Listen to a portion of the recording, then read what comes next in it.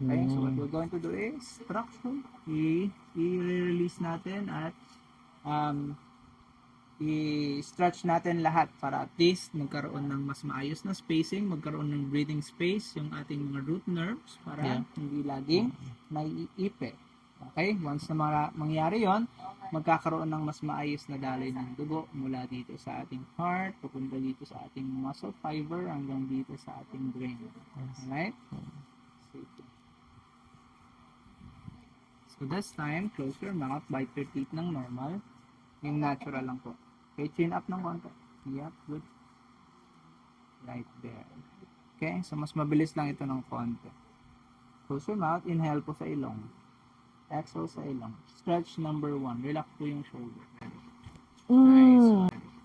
Nice one. Nice one. Oh, sarap.